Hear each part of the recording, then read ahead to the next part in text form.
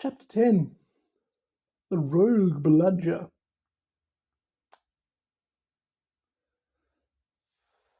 Sounds like maybe it's going off to do its own snitchy thing. The snitch flies every which way. Oof. Maybe that's where snitches come from. They're just overripe bludgers. And let's read on, shall we? Chapter 10. The Rogue Bludger. Since the disastrous episodes of the Pixies, Professor Lockhart had not brought live creatures into class. Instead, he read passages from his books to them, and sometimes reenacted some of the more dramatic bits. He usually picked Harry to help him with these reconstructions. So far, Harry had been forced to play a simple Transylvanian villager whom Lockhart had cured of a babbling curse, a yeti with a head cold, and a vampire who had been unable to eat anything except lettuce since Lockhart had dealt with him. Harry was hauled to the front of the class during their very next Defense Against the Dark Arts lesson, this time acting a werewolf. If he hadn't had a very good reason for keeping Lockhart in a good mood, he would have refused to do it. Nice loud how, Harry? Exactly. And then, if you believe it, I pounced like this, slammed onto the floor. Thus, with one hand, I managed to hold him down.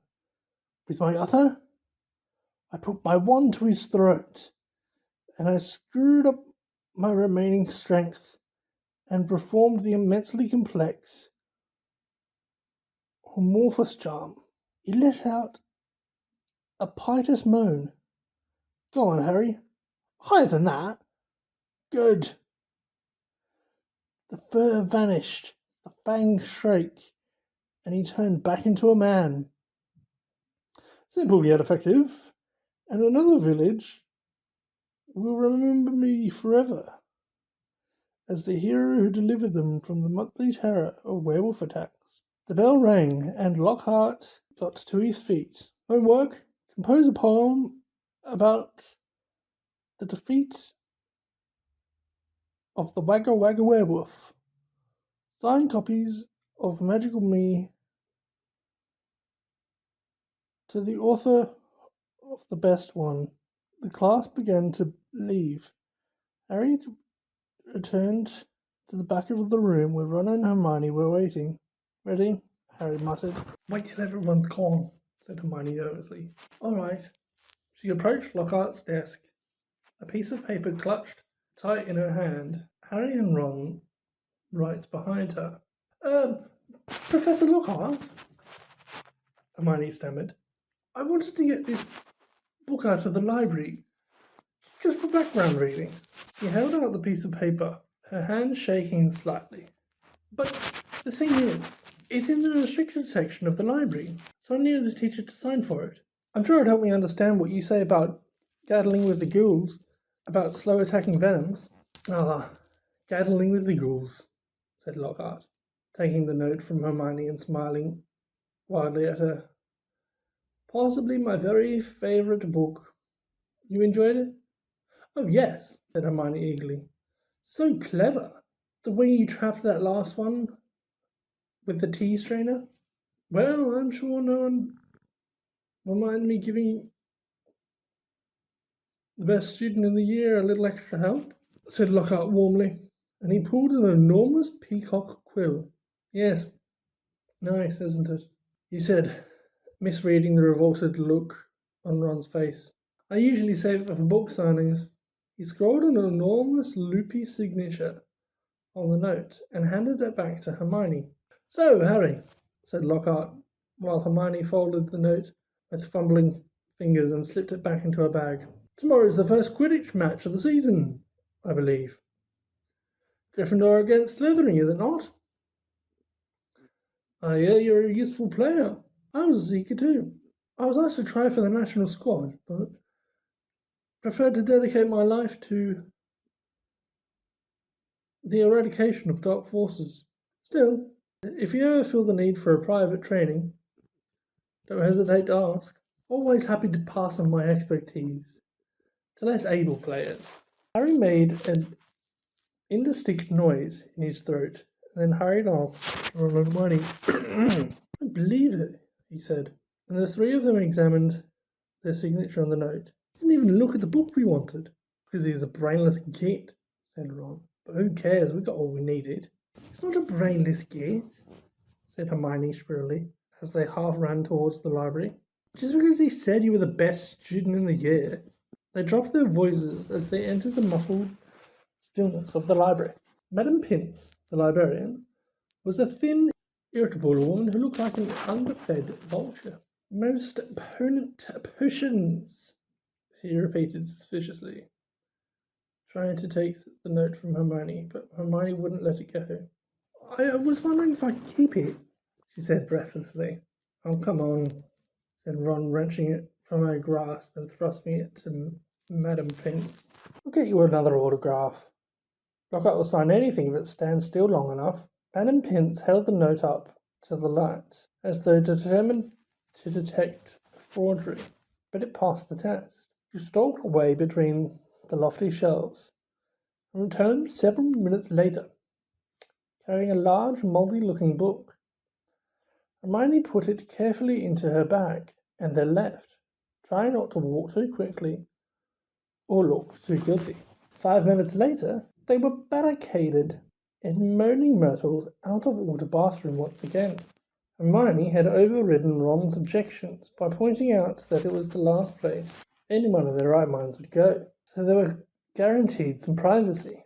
Moaning Myrtle was crying noisily in the cubicle, but they were ignoring her, and she them. Hermione opened most potions carefully, and the three of them bent over the damp spotted pages. It was clear from a glance why it belonged in the restricted section. Some of the potions had effects almost too gruesome to think about. There were some unpleasant illustrations, which included a man who seemed to have been turned inside out, and a witch sprouting several extra pair of arms out of her head. Here it is, said Hermione excitedly, as she found the page headed Apologies Potion. It was decorated with drawings of people halfway through transforming into other people. Harry sincerely hoped the artist had imagined the looks of intense pain on their faces. This is the most complicated potion I've ever seen, said Hermione as they scanned the recipe. Lacewing flies, leeches, fluxweed, knotgrass, she murmured, running her finger down the list of ingredients. Well, they're easy enough. They're in the student store cupboard. We can help ourselves. Oh, look, powdered horn of a bicorn. Don't know where we're going to get that. Shredded skin of boomslang. That'll be tricky too. And of course a bit of whoever we want to change into. Excuse me? Said Ron sharply. What do you mean a bit of whoever we're changing into? I'm drinking nothing with crab's toenails in it. Hermione continued, as though she hadn't heard him. We don't have to worry about that yet, though, because we had those bits last. Ron turned speechless to Harry, who had another worry. Do you realise how much we're going to have to steal, Hermione? Shredded skin of boomslang. That's definitely not in the student's cupboard. What are we going to do? Break into Snape's private stores? I don't know if that's a good idea. Hermione shut the book with a snap. Well, if you two are going to chicken out, fine, she said. There were bright pink patches on their cheeks, and her eyes were brighter than usual. I don't want to break the rules. You know, I think threatening Muggleborns is far worse than brewing up a difficult potion. But if you don't want to find out if it's Malfoy, I'll go straight to Madame Pince now, and then hand the book back. I never thought I'd see the day and you'd be persuading us to break rules, said Ron. All right, we'll do it. But no toenails, okay? How long will it take to make, anyway? Said Harry, as Hermione, looking happier, opened the book again. Well, as the fluxweed has to be picked at the full moon, and the lacewing flies have got to be stewed for 21 days. I'd say be ready in about a month, if we can get all the ingredients.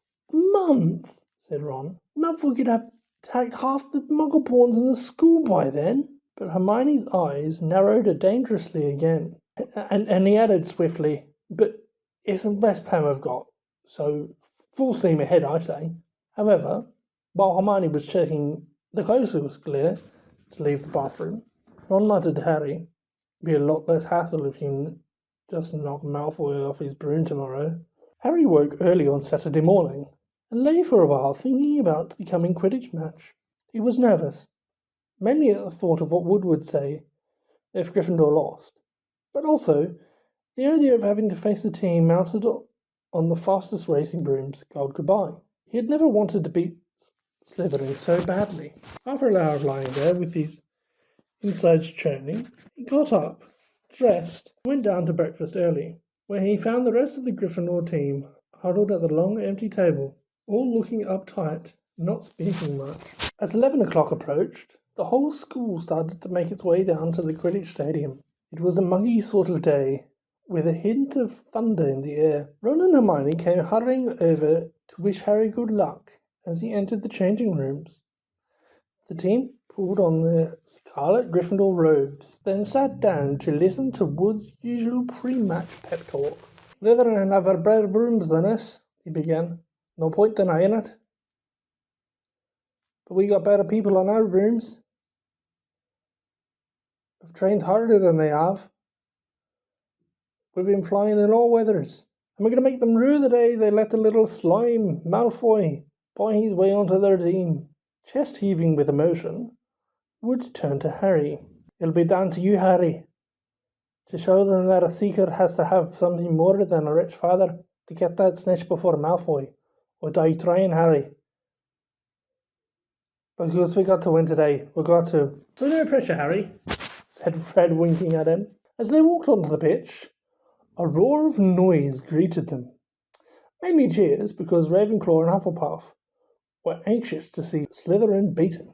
But Slytherins in the crowd made their boos and hisses heard too. Madam Hooch, the Quidditch teacher, asked Flint and Wood to shake hands, which they did, giving each other threatening stares and gripping rather harder than was necessary. "On my whistle," said Madam Hooch. "3, 2, 1. A roar from the crowd sped them upwards. The 14 players rose towards the leaden sky. Harry flew higher than any of them, squinting around for the snitch. "All right there, Scarhead," yelled Malfoy, shooting underneath him, as though to show off the speed of his broom. Harry had no time to reply. At that very moment, a very heavy black bludger came pelting towards him. He avoided it so narrowly that he felt it ruffle his hair as it passed. "Close on, Harry," said George, streaking past him with his club in his hand, ready to knock the bludger backwards towards a Slytherin. Harry saw George give the bludger a powerful whack in the direction of Adrian Pusey. The bludger changed direction mid-air and shot straight for Harry again. Harry dropped quickly to avoid it, and George managed to hit it towards Malfoy. Once again, the bludger swerved like a boomerang and shot at Harry's head. Harry put on a burst speed and zoomed towards the other end of the pitch. You could hear the bludger whistling along behind him. What was going on? Bludgers never concentrated on one player like this. It was their job to try and unseat as many people as possible.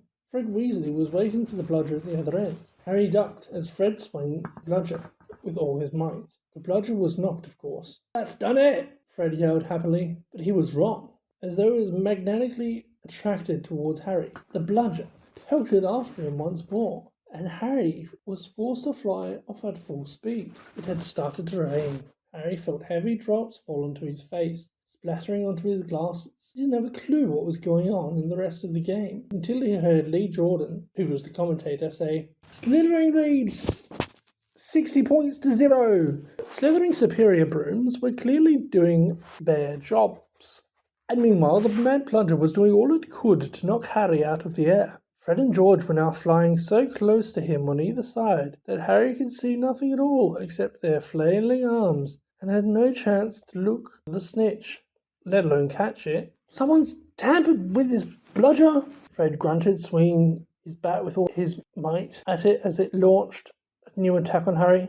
"We need time out," said George, trying to signal to Wood to stop the bludger breaking Harry's nose at the same time. Wood had obviously gotten the message. Madam Hoocher's whistle rang out, and Harry, Fred, and George dived for the ground, still trying to avoid the mad bludger. "What's going on?" said Wood as the Gryffindor team huddled together, while the Slytherins were in the crowd jeered. "We're being flattened. Fred, George, where were you when that bludger stopped Angela scoring? We were 20 feet above her, stopping the other bludger, murdering Harry, Oliver," George said angrily. "Someone's fixed it.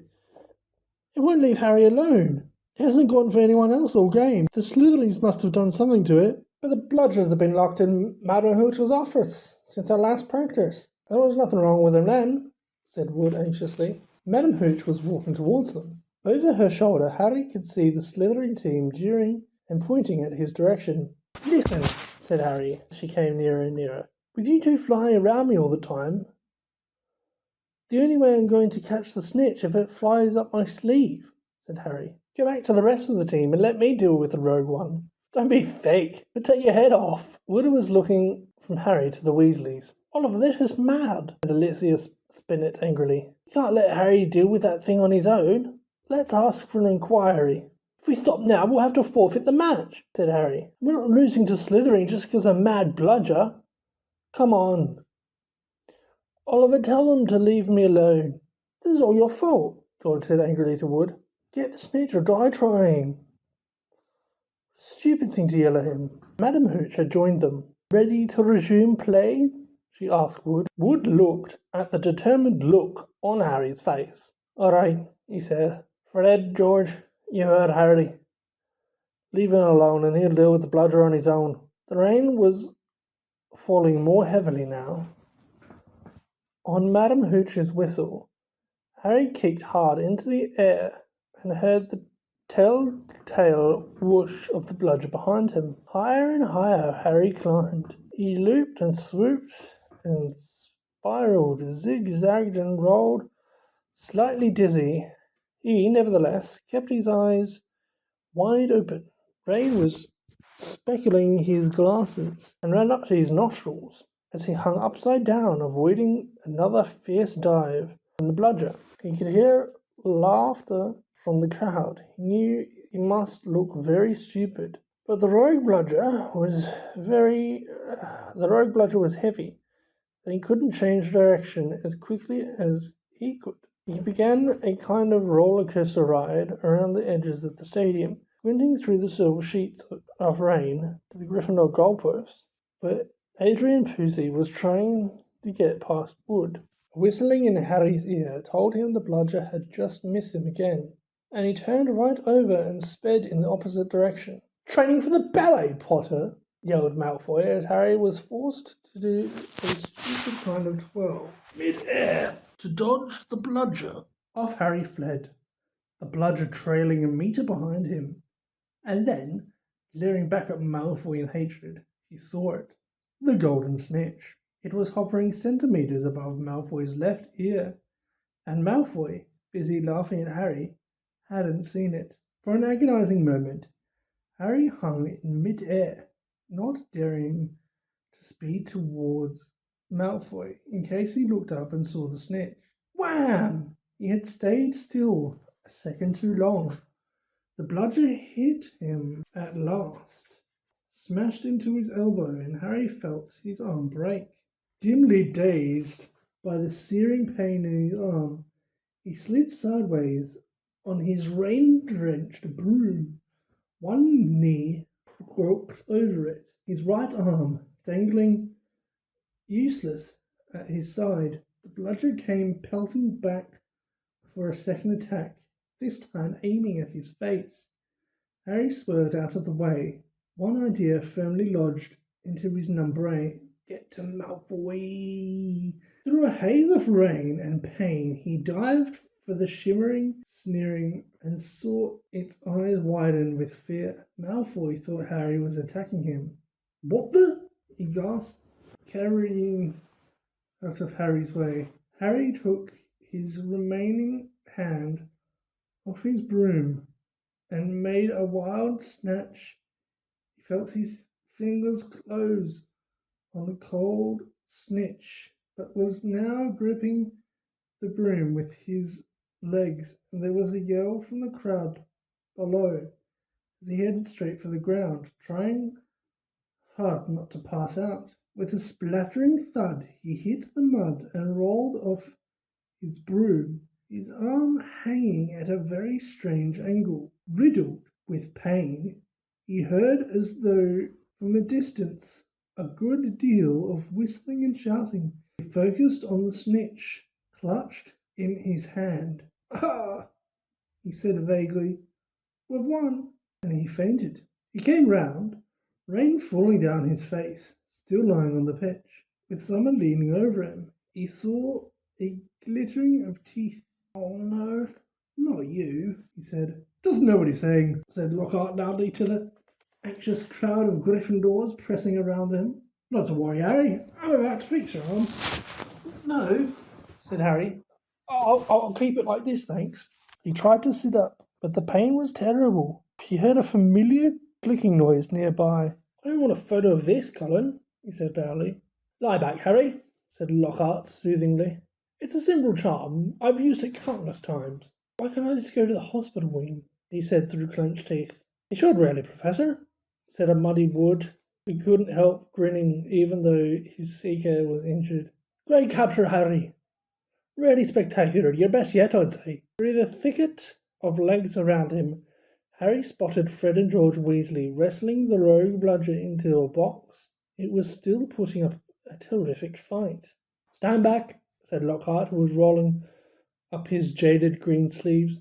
"No, don't," said Harry weakly, but Lockhart was twirling his wand, and a second later he directed it straight at Harry's arm.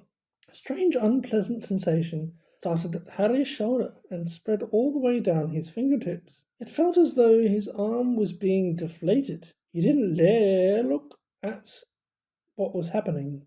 He had shut his eyes, his face turned away from his arm, but his worst fears were realized as the people above him gasped. Colin Greeny began clicking away madly. His arm didn't hurt anymore, but nor did it feel remotely like an arm. "Ah," said Lockhart. "Yes, well, that can sometimes happen. But the point is, the bones are no longer broken. That's the thing to bear in mind. So, Harry, just toddle up to the hospital wing. Mr. Weasley, Miss Granger, would you escort him?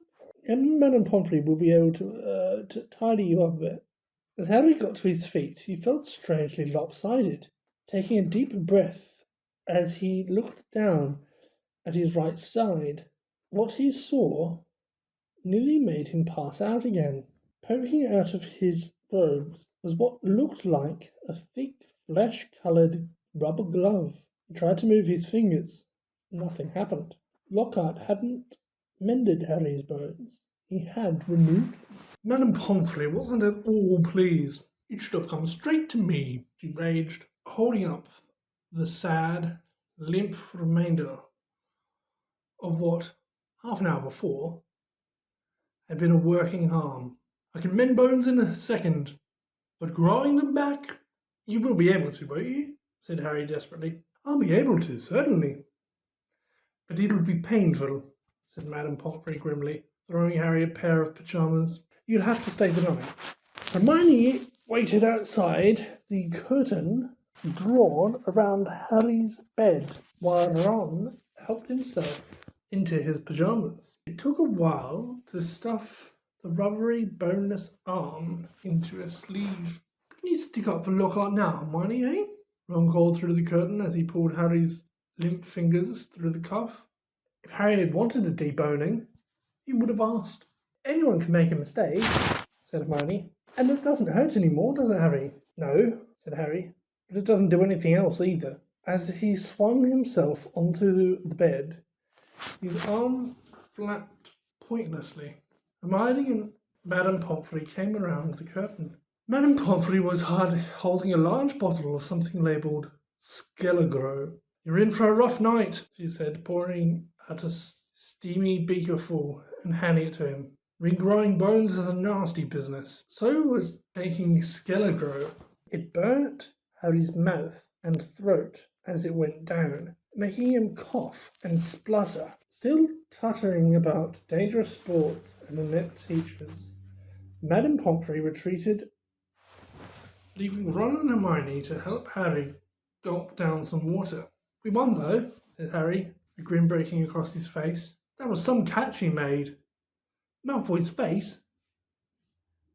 He looked ready to kill.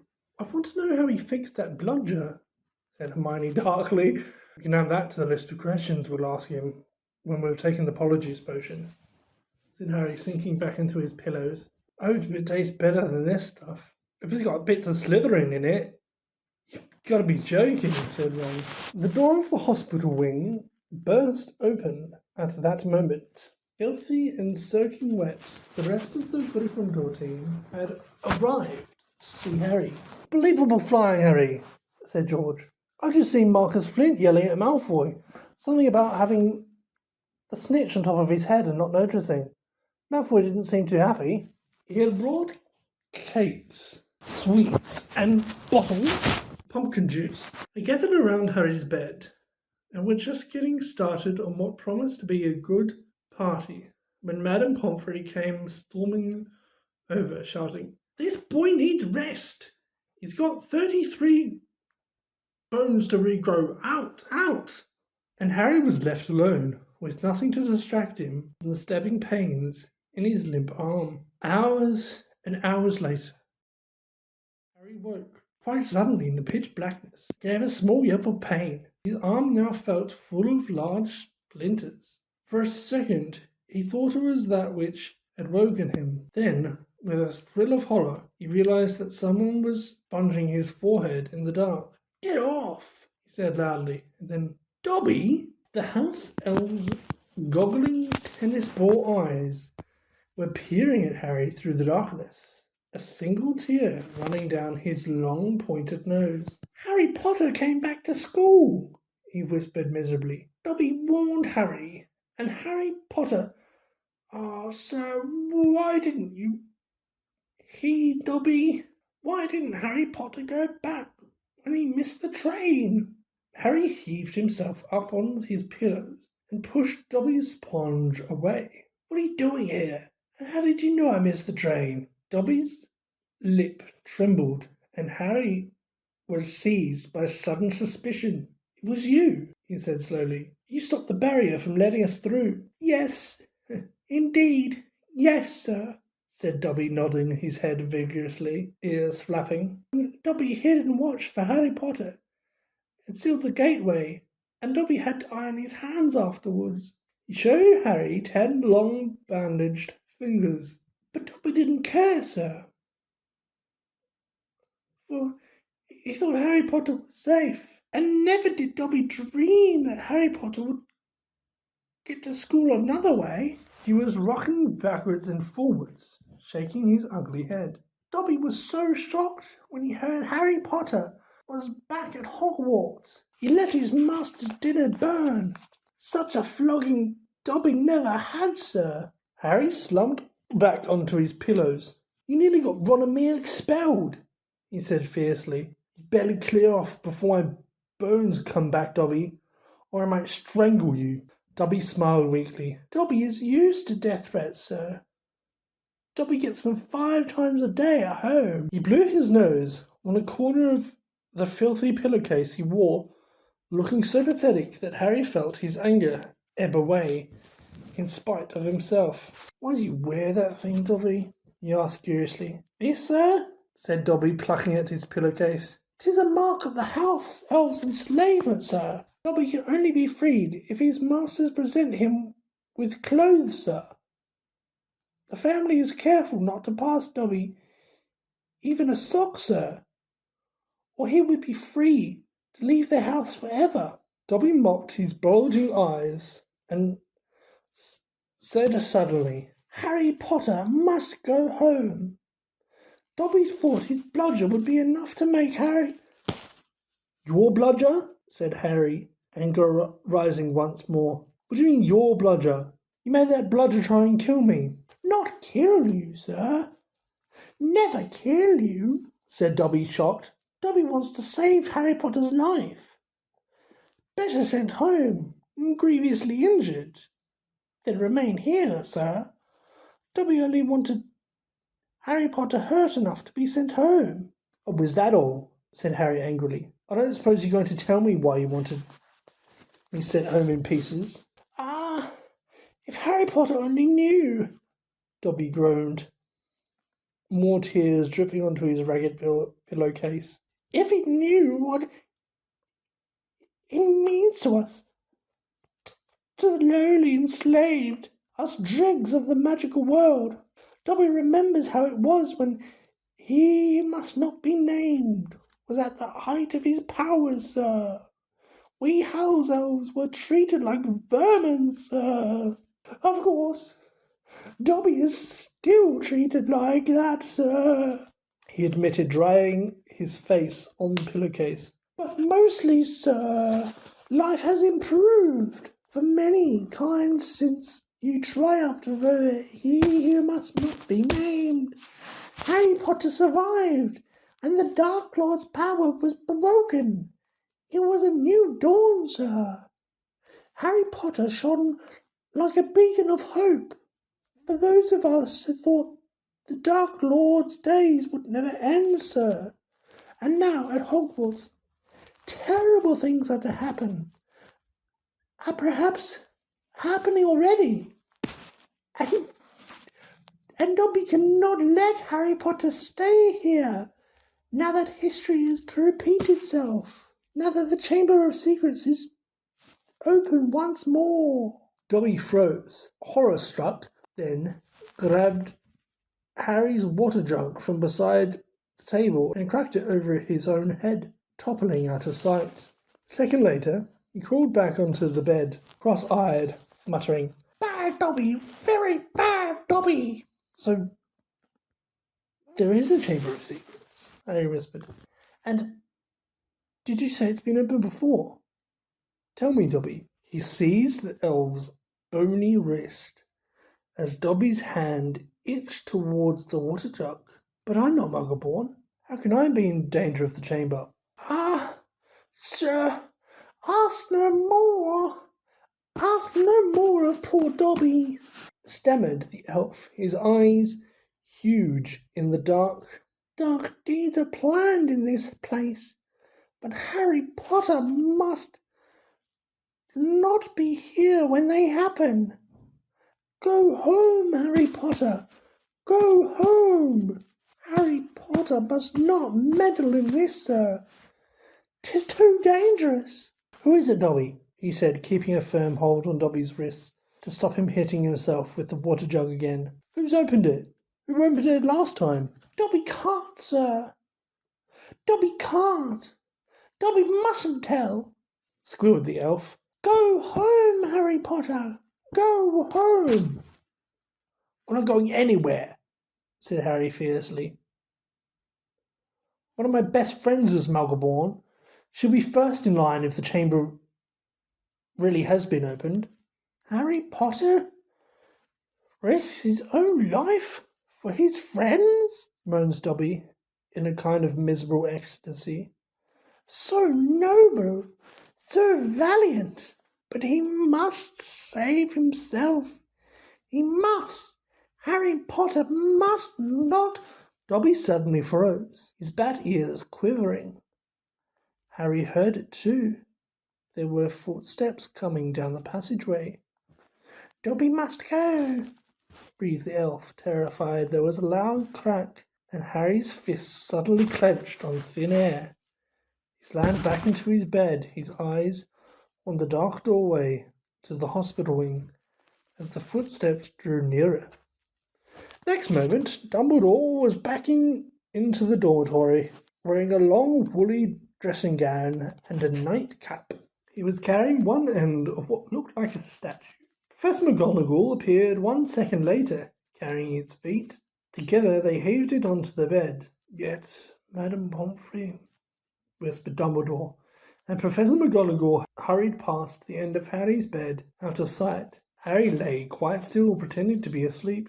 He heard urgent voices, and then Professor McGonagall swept back into view, closely followed by Madame Pomfrey, who was pulling a cardigan over her nightdress. He heard a sharp intake of breath. What happened? Madame Pomfrey whispered to Dumbledore, bending over the statue on the bed. Another attack, said Dumbledore. Minerva found him on the stairs. There were a bunch of grapes next to him, said Professor McGonagall.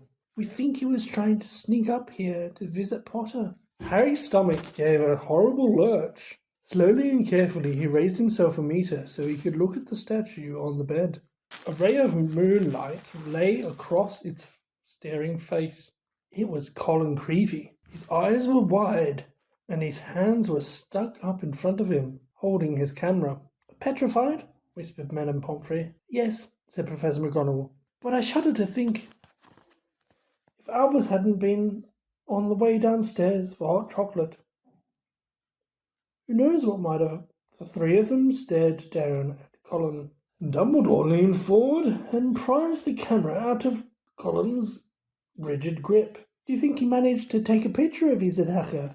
Said Professor McGonagall eagerly. Dumbledore didn't answer. He prized open the back of the camera.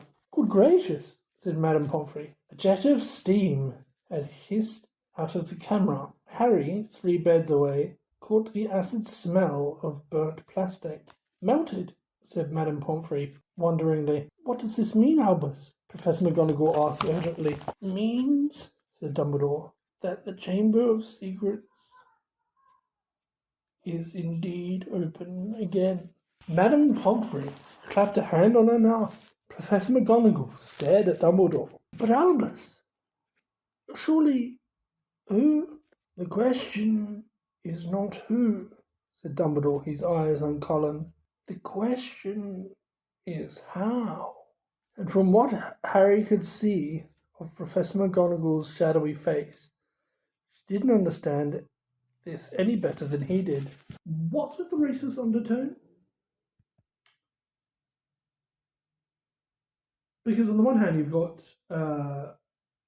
people like the Malfoys, who are all like, oh, pure bloods. Yeah, fuck yeah. Muggleborns, eat a dick. Fuck you. But then you've got, like, people like the Weasleys. Basically anyone in Gryffindor who's like, huh, fucking Slytherin. Potion, gross. Ugh. Oh, fuck off. They can all die. Probably Malfoy. Yeah, he's probably the evil person at school. It's just so like... They have it out for Slytherin. So bad. I guess they have a reason to. But, I don't know, isn't that where racism starts?